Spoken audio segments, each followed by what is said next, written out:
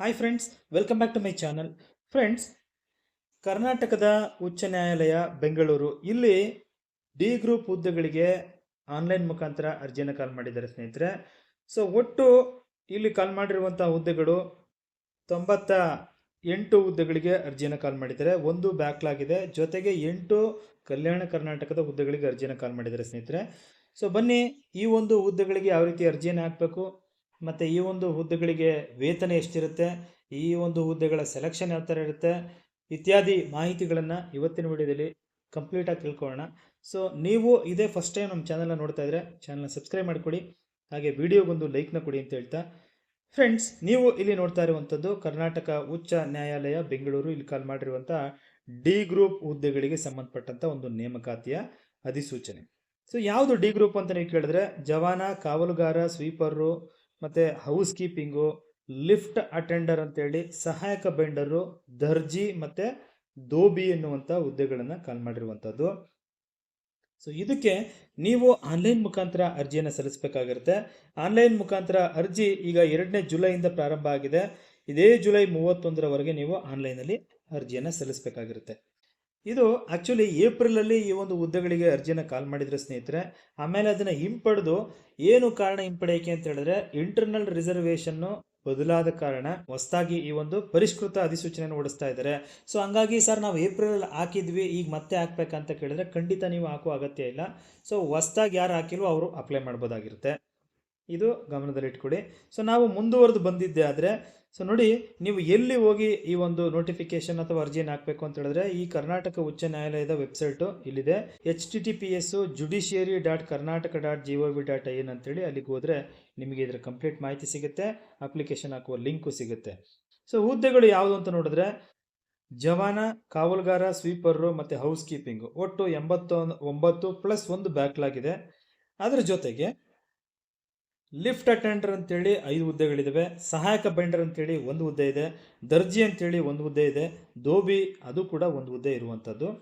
So ನಿಮಗೆ ಇದು ಹುದ್ದೆಗಳ ಮಾಹಿತಿ ಆಯಿತು. ಸೊ ಇಲ್ಲಿ ಏನು ಹೇಳ್ತಾರೆ ಅಂತ ಹೇಳಿದ್ರೆ, ನಾನು ಆಗಲೇ ಹೇಳ್ದಂಗೆ ದಿನಾಂಕ 22 ಏಪ್ರಿಲ್ 2026 ಅನುಸಾರವಾಗಿ ಆನ್ಲೈನ್ ಮುಖಾಂತರ ಅರ್ಜಿಯನ್ನು ಸಲ್ಲಿಸಿರ್ತಕ್ಕಂಥ ಅಭ್ಯರ್ಥಿಗಳು ಹೊಸದಾಗಿ ಅರ್ಜಿಯನ್ನು ಸಲ್ಲಿಸೋದು ಮತ್ತು ಶುಲ್ಕವನ್ನು ಪಾವತಿ ಮಾಡುವ ಅಗತ್ಯ ಇರಲ್ಲ. ಆದಾಗ್ಯೂ ಅಭ್ಯರ್ಥಿಗಳು ಈ ಕೆಳಗಿನ ನಿರ್ದೇಶನವನ್ನು ಪಾಲಿಸಿ ಅಂತ ಹೇಳ್ತಾರೆ. ಸೊ ಅಲ್ಲಿ ನೋಟಿಫಿಕೇಶನ್ ಏನಾದರೂ ನಿರ್ದೇಶನ ಇತ್ತಲ್ಲ, ಅದು ಇಲ್ಲಿ ಬದಲಾಗಿದೆ. ಇದನ್ನು ಕಡ್ಡಾಯವಾಗಿ ನೀವು ಓದಬೇಕು, ಈ ಒಂದು ನೋಟಿಫಿಕೇಶನನ್ನು ತಿಳ್ಕೊಳ್ಳಿ. ಯಾಕೆಂದರೆ ಈ ಪೋಸ್ಟ್ಗಳೆಲ್ಲ ಚೇಂಜ್ ಆಗಿದ್ದಾವೆ ಇಂಟರ್ನಲ್ ರಿಸರ್ವೇಷನ್ನು ಬಂದ ಮೇಲೆ.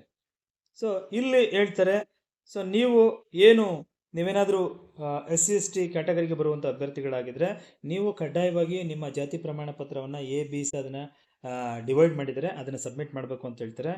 ಹಾಗೆ ಈ ಒಂದು ಹುದ್ದೆಗಳಿಗೆ ಏನು ವಿದ್ಯಾಭ್ಯಾಸ ಅಂತ ಕೇಳಿದ್ರೆ, SSLCಯನ್ನು ಹೊರತುಪಡಿಸಿ ನೀವೇನಾದರೂ ಹೆಚ್ಚಿನ ವಿದ್ಯಾಭ್ಯಾಸವನ್ನು ಹೊಂದಿದ್ರೆ ಅದರ ವಿವರಗಳನ್ನು ನೀವು ಕೊಡಬೇಕು ಅಂತ ಹೇಳ್ತಾರೆ. ಇದನ್ನು ಆನ್ಲೈನಲ್ಲಿ ಲಿಂಕಲ್ಲಿ ಇಲ್ಲಿ ಹೋಗಿ ನೀವು ಅಪ್ಲೋಡ್ ಮಾಡಬೇಕಾಗಿರುತ್ತೆ. judiciary.karnataka.gov.in ಅಲ್ಲಿ ಅಪ್ಡೇಟ್ ಮಾಡಿ ಅಂತ ಹೇಳ್ತಾರೆ. ಸೊ ಈ ಒಂದು ಹುದ್ದೆಗಳಿಗೆ ಸಂಬಂಧಪಟ್ಟಂತೆ ವರ್ಗೀಕರಣಕ್ಕೆ ನಾವು ಇಲ್ಲಿ ಕೆಳಗಡೆ ಟೇಬಲಲ್ಲಿ ನೋಡ್ತಾ ಇದ್ದೀವಿ. ಇದು ಉಳಿದ ಮೂಲ ವೃಂದ 90 ಹುದ್ದೆಗಳು ಆಯಿತಾ, ಒಂದು ಬ್ಯಾಕ್ಲಾಗ್ ಹುದ್ದೆಯನ್ನು ಒಳಗೊಂಡಂತೆ ಇದೆ ಅಂತ ಹೇಳ್ತಾರೆ. ಸೊ ನೀವು ಇಲ್ಲಿ ನೋಡ್ಬೋದಾಗಿರುತ್ತೆ, ಇಲ್ಲಿ ಇದು ರೋಸ್ಟ್ರೋ ಟೇಬಲ್ಲು, ಯಾವ್ಯಾವ ಕಮ್ಯುನಿಟಿ ವೈಸು ಎಷ್ಟೆಷ್ಟು ಪೋಸ್ಟ್ಗಳು ಬಂದಿದ್ದಾವೆ ಅನ್ನುವಂಥದ್ದನ್ನು ತಾವು ಇಲ್ಲಿ ನೋಡ್ಕೋಬೋದಾಗಿರುತ್ತೆ ಫ್ರೆಂಡ್ಸ್. ಇಲ್ಲಿ ಹಾಗೆ ಲಿಫ್ಟ್ ಅಟೆಂಡರ್ ಅಂತ ನಾವು ನೋಡಿದ್ವಿ, ಅದು 5 ಹುದ್ದೆ ಇದೆ, ಅದರ ಒಂದು ರೋಸ್ಟ್ರೋ. ಇಲ್ಲಿ ಸಾಮಾನ್ಯ ಅಭ್ಯರ್ಥಿಗೆ ಒಂದಿದೆ, ಮಹಿಳಾ ಅಭ್ಯರ್ಥಿಗೆ ಒಂದಿದೆ, ಗ್ರಾಮೀಣ ಅಭ್ಯರ್ಥಿಗೆ ಒಂದಿದೆ, ಒಟ್ಟು 3 ಇದ್ದಾವೆ. ಸೊ ಇನ್ನು ಅದನ್ನು ಬಿಟ್ಟರೆ ಕ್ಯಾಟಗರಿ 1 ಒಂದಿದೆ ಅಲ್ಲಿ. ಸೊ ಟೋಟಲ್ ಇರುವಂಥದ್ದು 5 ಪೋಸ್ಟ್ಗಳು. ಮತ್ತು ಸಹಾಯಕ ಬೆಂಡರ್ ಬಗ್ಗೆ ನೀವು ಕೇಳಿದ್ದೆ ಆದರೆ 1 ಹುದ್ದೆ ಇರುವಂಥದ್ದು, ದರ್ಜಿ ಅದು ಕೂಡ ಒಂದಿರುವಂಥದ್ದು, ದೋಬಿ ಅದು ಕೂಡ 1 ಇರುವಂಥದ್ದು ಸ್ನೇಹಿತರೆ. ಈ ಒಂದು ಹುದ್ದೆಗಳಿಗೆ ವೇತನ ಎಷ್ಟಿರುತ್ತೆ ಅಂತ ನೀವು ಕೇಳಿದ್ರೆ, ಇಲ್ಲಿ ಏನು ಕೊಟ್ಟಿದ್ದಾರಲ್ಲ ಈ ಕಾಲಮಲ್ಲಿ, ಜವಾನ್ ಆಗಿರ್ಬೋದು, ಕಾವಲುಗಾರ ಆಗಿರ್ಬೋದು, ಸ್ವೀಪರ್ ಆಗಿರ್ಬೋದು, ಅಥವಾ ಹೌಸ್ ಕೀಪಿಂಗ್ ಆಗಿರ್ಬೋದು, ಸಹಾಯಕ ಬೆಂಡರು ಅಥವಾ ದೋಬಿ, ಈ ಎಲ್ಲರನ್ನ ಲೆವೆಲ್ 2 ಅಂತ ಕನ್ಸಿಡರ್ ಮಾಡಿ ಆ ಲೆವೆಲ್ 2ಗೆ ಸಿಗುವಂಥ ವೇತನ ಶ್ರೇಣಿ ಎಷ್ಟು ಅಂತ ಹೇಳಿದ್ರೆ, ನಿಮಗೆ ಬೇಸಿಕ್ಕು 19,900 ಇರುತ್ತೆ, ಗ್ರಾಸ್ ಬಂದು 63,200 ರೂಪಾಯಿ ಸಿಗುತ್ತೆ. ಸೊ ಹಾಗೆ ಲಿಫ್ಟ್ ಅಟೆಂಡರು ಮತ್ತು ದರ್ಜಿ ಅಂತೇಳಿ ಇನ್ನೊಂದಷ್ಟು ಹುದ್ದೆ ಇದ್ದಾವೆ, ಅದನ್ನು ಲೆವೆಲ್ 3 ಅಂತ ಕನ್ಸಿಡರ್ ಮಾಡ್ತಾರೆ. ಸೊ ಇವ್ರಿಗೆ 21,700ರಿಂದ ಬೇಸಿಕ್ ಸ್ಟಾರ್ಟ್ ಆಗುತ್ತೆ, 69,100ವರೆಗೂ ಗ್ರಾಸ್ ಸ್ಯಾಲ್ರಿ ಇರುತ್ತೆ. ಹಾಗೆ ಈ ಒಂದು ಹುದ್ದೆಗಳಿಗೆ ವಿದ್ಯಾರ್ಥಿ ಏನು ಅಂತ ನೀವು ಕೇಳಿದ್ದೆ ಆದರೆ, ಜವಾನ, ಕಾವಲುಗಾರ, ಸ್ವೀಪರು ಮತ್ತು ಹೌಸ್ ಕೀಪಿಂಗಿಗೆ 10ನೇ ತರಗತಿ ಅಥವಾ ಅದರ ತತ್ಸಮಾನ. ಲಿಫ್ಟ್ ಅಟೆಂಡರ್ಗೂ ಕೂಡ 10ನೇ ತರಗತಿ ಅದರ ತತ್ಸಮಾನ ಪರೀಕ್ಷೆಯಲ್ಲಿ ತೇರ್ಗಡೆಯನ್ನು ಹೊಂದಿರಬೇಕು. ಮತ್ತು ಲಿಫ್ಟ್ ಮೆಕ್ಯಾನಿಕ್ನಲ್ಲಿ ಅನುಭವ ಹೊಂದಿರಬೇಕು ಅವರಿಗೆ ಅಂತ ಹೇಳ್ತಾರೆ. ಮತ್ತು ಸಹಾಯಕ ಬೆಂಡರ್ಗೂ ಅಷ್ಟೇ 10ನೇ ತರಗತಿ ಅಥವಾ ತತ್ಸಮಾನ, ಜೊತೆಗೆ ಬೈಂಡಿಂಗ್ ಕೆಲಸದಲ್ಲಿ 2 ವರ್ಷಗಳ ಅನುಭವ ಹೊಂದಿರಬೇಕು ಅಂತ ಹೇಳ್ತಾರೆ. ಹಾಗೆ ದರ್ಜಿಗೆ ಬಂದರೆ ಇವರು 10ನೇ ತರಗತಿ ಮತ್ತು ಸೇಮ್ ಇವ್ರಿಗೂ ಕೂಡ ಕ್ವಾಲಿಫಿಕೇಷನ್ ಸೇಮ್ ಇರುತ್ತೆ. ಆದರೆ ದರ್ಜಿ ಕೆಲಸದಲ್ಲಿ 3 ವರ್ಷಗಳ ಅನುಭವನ ಹೊಂದಿರಬೇಕು ಅಂತ ಹೇಳ್ತಾರೆ. ಸೊ ದೋಬಿಗೆ ಬಂದಿದ್ದೆ ಆದರೆ ಇವರು ಕೂಡ SSLC ಕ್ವಾಲಿಫಿಕೇಷನ್ ಇವ್ರಿಗೂ ಇರಬೇಕು. ದೋಬಿ ಕೆಲಸದಲ್ಲಿ ಅನುಭವ ಹೊಂದಿರಬೇಕು ಅಂತ ಹೇಳ್ತಾರೆ ಸ್ನೇಹಿತರೆ. ಸೊ ವಯೋಮಿತಿ ಎಷ್ಟು ಈ ಒಂದು ಹುದ್ದೆಗಳಿಗೆ ಅಂತ ನೀವು ಕೇಳಿದ್ದೆ ಆದರೆ ಕನಿಷ್ಠ 18 ವರ್ಷ ಆಗಿರುತ್ತೆ. ಸೊ ಗರಿಷ್ಠ ಬಂದು ನೋಡಿ ಇಲ್ಲಿ ಕೊಟ್ಟಿದ್ದಾರೆ, ಸಾಮಾನ್ಯ ಅಭ್ಯರ್ಥಿಗೆ 40 ವರ್ಷ, category 2A 2B 3A 3B ಅವರಿಗೆ 43 ವರ್ಷ ಆಗಿರುತ್ತೆ. ಪರಿಶಿಷ್ಟ ಜಾತಿ ಅಥವಾ ಪರಿಶಿಷ್ಟ ಪಂಗಡ ಅಥವಾ ಇತರೆ ಹಿಂದುಳಿದ ವರ್ಗಕ್ಕೆ ಸೇರಿದಂಥ ಕ್ಯಾಟಗರಿ 1 ಅವರಿಗೆ 45 ವರ್ಷ ಲಿಮಿಟ್ ಆಗಿರುತ್ತೆ, ಏಜ್ ಲಿಮಿಟು. ಸೊ ಈ ಒಂದು ಹುದ್ದೆಗಳಿಗೆ ನೀವು ಅರ್ಜಿಯ ಶುಲ್ಕವನ್ನು ಪಾವತಿ ಮಾಡಬೇಕಾಗಿರುತ್ತೆ.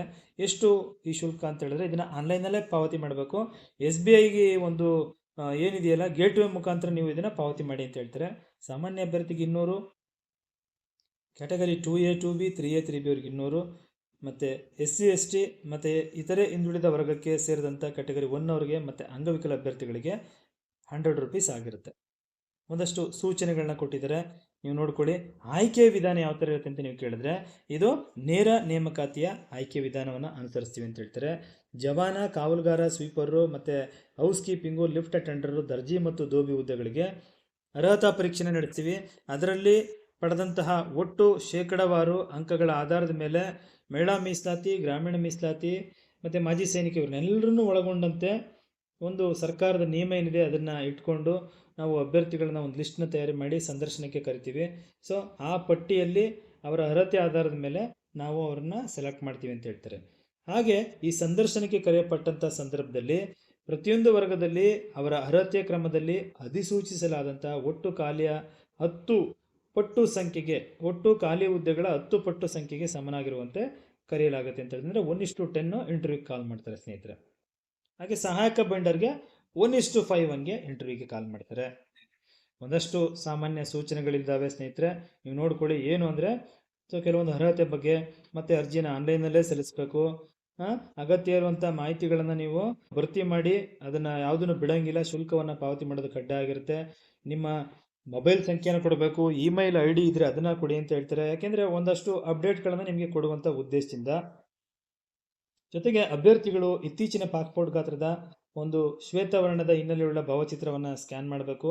ಅದಕ್ಕೆ ಸಂಬಂಧಪಟ್ಟಂತೆ ಎಷ್ಟಿರಬೇಕು ಸೈಜು, ಉದ್ದ, ಅಗಲ ಮತ್ತು KB ಎಷ್ಟು KBಗಳದಿರಬೇಕು ಅನ್ನೋದ್ರ ಬಗ್ಗೆ ಒಂದು ಯಾವ ಫಾರ್ಮೆಟಲ್ಲಿ ಇರಬೇಕು ಅನ್ನೋದನ್ನು ಕೊಟ್ಟಿದ್ದಾರೆ, ಅದನ್ನು ನೋಡಿಕೊಂಡು ಫಾಲೋ ಮಾಡಿ.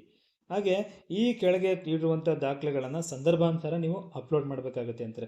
ಅದು SSLC ಆಗಿರ್ಬೋದು, ಜಾತಿ ಪ್ರಮಾಣ ಆಗಿರ್ಬೋದು, ಮತ್ತು ನಿಮ್ಮ ಇತರೆ ಮೀಸಲಾತಿಗಳಿಗೆ ಸಂಬಂಧಪಟ್ಟಂಥ ಪ್ರಮಾಣ ಪತ್ರಗಳು. ಹಾಗೆ ಸಂದರ್ಶನಕ್ಕೆ ಆಯ್ಕೆ ಮಾಡಲಾದಂಥ ಅಭ್ಯರ್ಥಿಗಳ ಪಟ್ಟಿಯನ್ನು ನಾವು ಒಂದು ವೆಬ್ಸೈಟಲ್ಲಿ ಪ್ರಕಟ ಮಾಡ್ತೀವಿ, ಅದನ್ನು ನೋಡಿ ಅಂತ ಹೇಳ್ತಾರೆ. ಒಂದಕ್ಕಿಂತ ಹೆಚ್ಚು ಆನ್ಲೈನ್ ಅರ್ಜಿಗಳನ್ನು ನೀವು ಸಲ್ಲಿಸಿದ್ರೆ ಸ್ನೇಹಿತರೆ ಲಾಸ್ಟಲ್ಲಿ ಯಾವ್ದು ಬರುತ್ತೆ ಅದನ್ನು ಮಾತ್ರ ಕನ್ಸಿಡರ್ ಮಾಡ್ತೀವಿ ಅಂತ ಹೇಳ್ತಾರೆ. ಹಾಗಾಗಿ ನೋಡಿಕೊಂಡು ಸಬ್ಮಿಟ್ ಮಾಡಿ, ನಿಮ್ಗೆ ಯಾವ್ದು ಬೇಕು ಅದನ್ನು ಒಂದಕ್ಕೆ ಹಾಕಿ. ಮೀಸಲಾತಿ ಕೋರುವಂಥ ಅಭ್ಯರ್ಥಿಗಳು ಇಲ್ಲಿ ಒಂದಷ್ಟು ಮೀಸಲಾತಿಯ ಒಂದು ಫಾರ್ಮೆಟ್ಗಳನ್ನು ಕೊಟ್ಟಿದ್ದಾರೆ, ಅದನ್ನು ನೋಡಿಕೊಂಡು ಮಾಡಿಸಿ ಹಾಕಿ ಅಂತ ಹೇಳ್ತಾರೆ ಸ್ನೇಹಿತರೆ. ಹಾಗೆ ನೀವೇನಾದರೂ SSLC ಬಿಟ್ಟು ಅಡಿಷ್ನಲ್ ಕ್ವಾಲಿಫಿಕೇಷನ್ ಇತ್ತು ಅಂದರೆ ಅದನ್ನು ಮಾಹಿತಿಯನ್ನು ಕೊಡಿ ಅಂತ ಹೇಳ್ತಾರೆ. ಸಂದರ್ಶನಕ್ಕೆ ಬರಬೇಕಾದ್ರೆ ನಿಮ್ಮ ಒಂದು ಸೂಚನಾ ಪತ್ರದ ಜೊತೆಗೆ ಒಂದಷ್ಟು ಗುರುತಿನ ಚೀಟಿ ತಗೊಬನ್ನಿ ಅಂತಾರೆ. ಅದು ಆಧಾರ್ ಕಾರ್ಡ್ ಆಗಿರ್ಬೋದು, ಪಾನ್ ಕಾರ್ಡ್ ಆಗಿರ್ಬೋದು, ಅಥವಾ ಪಡಿತರ ಚೀಟಿ, ಪಾಸ್ಪೋರ್ಟು ಅಥವಾ ಚಾಲನಾ ಪರವಾನಿಗೆ ಅಂದರೆ ನಿಮ್ಮ DL ಯಾವುದಾದ್ರು ಒಂದು. ಜೊತೆಗೆ 3 ನಡತೆ ಪ್ರಮಾಣ ಪತ್ರಗಳನ್ನು ತರಬೇಕು ಅಂತ ಹೇಳ್ತಾರೆ. ಅದು ಯಾವುದು ಅಂತ ಇಲ್ಲಿ ಕೊಟ್ಟಿದ್ದಾರೆ, ನೋಡ್ಕೊಳ್ಳಿ. ಸೊ ಇಲ್ಲಿ ಭಾಳ ವೆರಿ ಇಂಪಾರ್ಟೆಂಟ್ ಆಗಿ ಈ ಜವಾನ, ಕಾವಲುಗಾರ, ಸ್ವೀಪರು ಮತ್ತು ಹೌಸ್ ಕೀಪಿಂಗು, ಲಿಫ್ಟ್ ಅಟೆಂಡರು, ಸಹಾಯಕ ಬೆಂಡರು, ದರ್ಜಿ ಮತ್ತು ದೋಬಿ ಹುದ್ದೆಗೆ ನೇಮಕಗೊಂಡಂಥ ಅಭ್ಯರ್ಥಿಗಳು ಕರ್ನಾಟಕ ಉಚ್ಚ ನ್ಯಾಯಾಲಯ ಬೆಂಗಳೂರಿನಲ್ಲಿ ಪ್ರಧಾನ ಪೀಠದಲ್ಲಾಗಲಿ ಅಥವಾ ಧಾರವಾಡ, ಕಲಬುರಗಿಗಳಲ್ಲಾಗಲಿ ನೀವನ್ನ ನಿಯೋಜನೆ ಮಾಡ್ತೀವಿ ಅಂತ ಹೇಳ್ತಾರೆ ಸ್ನೇಹಿತರೆ, ಆಯ್ತಲ್ಲ.